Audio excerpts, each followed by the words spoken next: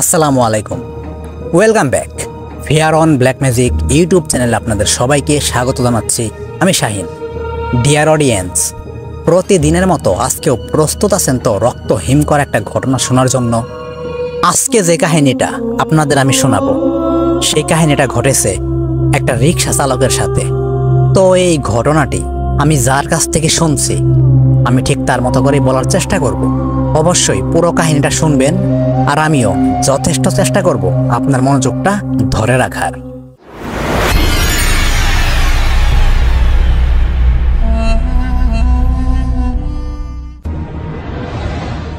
আমার নাম লিটন মিয়া। আমি একজন রিক্সা চালক। আমি গরিব মানুষ, রিক্সা চালাই, দিন আনি দিন খাই। পেশা আমার একটাই, রিক্সা চালানো। সারাটা দিন কিরকম পরিশ্রম করি, মাথার ঘাম পায়ে ফালাইয়া উপার্জন করি। দিনকাল মোটামুটি পরিশ্রম করে ভালোই চলতেছিল। এমনি কারোর সাথে কোনোদিন ঝগড়া করি না। আপনারা তো জানেন, রাস্তাঘাটে যারা গাড়ি চালায়, গাড়ির সাথে গাড়ি একটু লাগলে তারা কি অবস্থা করে, প্রায় মারতে আসে পর্যন্ত। কিন্তু এটা কেউ ভাবে না, আমার রিক্সাটা যার সাথে লাগছে তারে কি আমি চিনি? তার সাথে কোনো শত্রুতা আছে? নাই। তাকে কি আমি ইচ্ছা করে লাগাইছি? লাগাই নাই। এটা কেউ বোঝার চেষ্টা করে না। যার মনে যা আসে খুব খারাপ ভাষায় গালিগালাজ করে। যদি আমার রিক্সায় অন্য কোনো গাড়িওয়ালা লাগাইয়া দেয়, তখন আমি এই জিনিসটা মনে করি সে কিন্তু ইচ্ছা করে লাগায় নাই।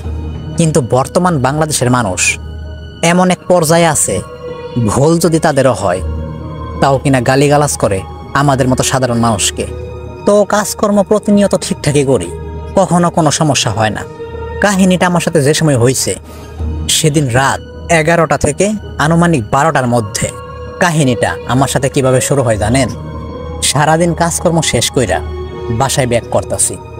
মোটামুটি কাজকাম ভালোই হয়েছে, কিন্তু রাত যেহেতু অনেক, হঠাৎ কইরা আমার সামনে একটা লোক আইসা দাঁড়ায়। লোকটা দেখতে একটু অদ্ভুত। অদ্ভুত কেন জানেন? সেই লোকটার মুখ ছিল একটা চাদর দিয়ে ঢাকা। সে আমার রিক্সার সামনে এসে বলতেছে দাঁড়াও। তো যেহেতু সামনে এসে দাঁড়াইছে, না থামাই কোনো উপায় নাই। থামাইলাম। থামানোর পর তাকে জিজ্ঞেস করলাম, হ্যাঁ বলেন কি হয়েছে? তখন সে আমায় বলল, আমার বাড়ি এখান থেকে অনেকটাই দূরে, তুমি কি আমারে তোমার রিক্সায় আমার বাসা পর্যন্ত পৌঁছাই দিবা? ভাড়া যত লাগে আমি দিব। তখন আমি তাকে বললাম, দেখুন আমি তো বাসায় চলে যাইতেছি, সারাদিন অনেক পরিশ্রম করছি, রাত অনেক হয়ে গেছে, আমি পারবো না। তখন সে আমায় বলল, দেখো আমি বিপদে পড়ছি, তুমিও মানুষ আমিও মানুষ, এইটুকু সাহায্যকে তুমি আমায় করবা না? তখন তার কথাগুলো শুই না আমার ভিতর একটু মায়া কাজ করলো। তখন বললাম, হ্যাঁ আচ্ছা ঠিক আছে, তাহলে আপনি বসুন, আপনাকে পৌঁছাইয়া দিই, কিন্তু ভাড়া কিন্তু একটু বেশি দেওয়া লাগবে। এই কথাটা আমি কেন বলছি জানেন? যেহেতু প্রতিদিনের কাজকর্ম আমার, 2 টাকা যদি আমি বেশি নিতে পারি তাহলে আমার জীবনে একটু হইলেও কাজে লাগবো। তো সেই লোকটাকে নিয়ে আমি আমার মনের আনন্দে রাস্তা দিয়ে রওনা দিলাম। তো মোটামুটি অনেকটা যাওয়ার পর সেই লোকটা একসময় আমাকে বলল, বাবা রাস্তা এটা না, আমার বাসার রাস্তা এই গলির ভিতর দিয়ে যাইতে হয়, এই দিকে চলো।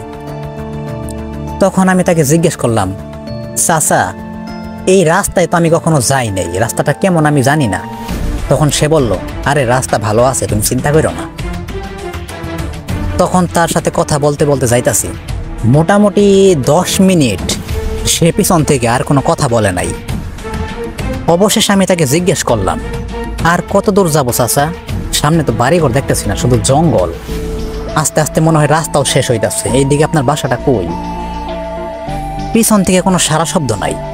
তো পিছন থেকে যেহেতু কোনো সারা শব্দ পাইতাছি না, কিন্তু যে এরিয়াতে এই মুহূর্তে আসছি আশেপাশে বাড়িঘর একদমই নাই, শুধু জঙ্গল।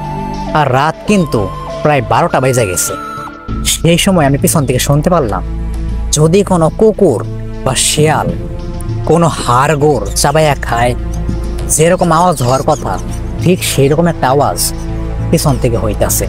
তখন আমি ধীরে ধীরে রিক্সা একটু থামাই। থামানোর পর আমি কৌতূহলবশত পিছনে দেখার জন্য, মানে কি হইতাছে তা দেখার জন্য আমি পিছনে তাকাই। তাকানোর পর আমি যা দেখছি তা দেখার জন্য মোটেও প্রস্তুত ছিলাম না। পিছনে তাকাই আমি দেখছি কোথায় সেই মুরব্বী চাচা, সেই চাচার বদল একটা কালো অবয়ব, একটা ছোট একটা বাচ্চার ঘাড়ে থেকে কামড় দিয়া তার হাতটাই ছিঁড়া ফেলাইল। এই দৃশ্যটা আমি দেখা সেইখানে একটা চিৎকার করি, কিন্তু দুর্ভাগ্যবশত আমার চিৎকার শোনার মতো কেউ নাই। আমার মনে হইতাছে আমি একদম ফ্রিজ হয়ে গেছি, নাড়াচাড়া করতে পারতাছি না। তার চোখের দিকে যে আমার চোখটা পড়ছে, কোনো দিকে সরাইতেও পারতাছি না। আর সেই অবয়বটা, সেই বাচ্চাটার হাত ধীরে ধীরে চাবায়ে চাবায়ে খাইতাছে। সেই মুহূর্তে সেই অবয়বটা আমায় বলে, কি রে তুইও কি একটু খাবি? দেই দর খা। যে জিনিসটা আমি দেখতাছি এই মুহূর্তে, একটা কালো অবয়ব আর যে সিন আমারে দেখাইতাছে, তার মুখটা এত কালো, চোখ দুইটা এত লাল, তার হাতের নখগুলা এতটাই বড় বড় আর ধারালো, তার মুখ দিয়া রক্তগুলা চুয়া চুয়া ভাইসা ভাইসা পড়তাছে। এটা দেখা সেখানেই হয়তো আমি সেন্সলেস। কারণ তারপর থেকে কি হয়েছে আমার কিচ্ছু মনে নাই। আমার ঘুম ভাঙছে ঠিক রাত 4টার সময়, যে সময় কিনা ফজরের আযান দেয়। দেখি আমার রিস্কা ঠিকঠাকই আছে, আমি রাস্তার মাঝে পইরা আছি। তখন আমি ভাবলাম এটা কোনো স্বপ্ন না, স্বপ্ন থাকলে আমি এখানে জীবনও থাকতাম না। আবার ভাবতেও আছে এখানে আমি পইরা ছিলাম, হয়তো স্বপ্ন হতে পারে, কিন্তু রিক্সার দিকে তাকাই আমি যা দেখছি তা আমার কল্পনার অতীত।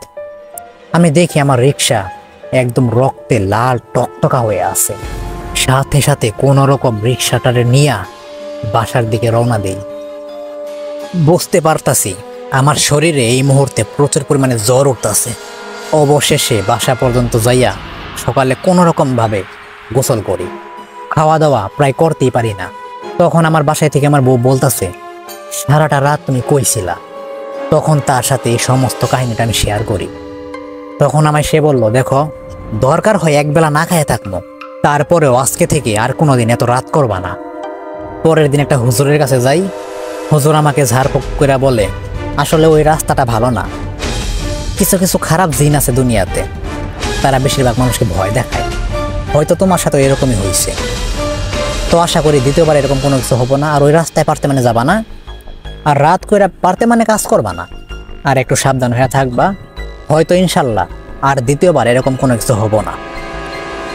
তো হুজুরের কাছ থেকে চলে আসি। তারপর থেকে দিনকাল মোটামুটি ভালোই চলে আমার, আর কোনো রকম কোনো সমস্যা হয় নাই। তো এই ছিল ঘটনা। তো মাই ডিয়ার অডিয়েন্স, আজকের কাহিনীটা আপনাদের কেমন লাগছে আমি বলতে পারবো না, বিশ্বাস করছেন কিনা তাও জানি না। তবু যেহেতু ভূত.com রাসেল ভাইয়ের বিভিন্ন ঘটনা আপনারা হয়তো শুনেন, একটু এনজয় করার জন্য শুনেন, তাই না? আমার স্টোরিটাও একটু এনজয় হিসেবে নেবেন। বিশ্বাস করতে হবে না, শুধু আপনাদের সাপোর্ট চাই। আর প্রতিনিয়ত এই চ্যানেলে এরকম একটি করে ঘটনা শেয়ার করা হয়। যদি আগ্রহ থাকে শোনার জন্য, তাহলে অবশ্যই আমার চ্যানেলটা সাবস্ক্রাইব করবেন। আর আমি শাহিন আজকের মতো বিদায় নিচ্ছি। আসতেছি আগামীকাল একই সময় আবারও রক্তহীন করা একটা ভৌতিক ঘটনা নিয়ে। তো সেই পর্যন্ত সবাই ভালো থাকবেন, সুস্থ থাকবেন এবং ফেয়ার অন ব্ল্যাক ম্যাজিক এই ইউটিউব চ্যানেলের সাথেই থাকবেন। ধন্যবাদ।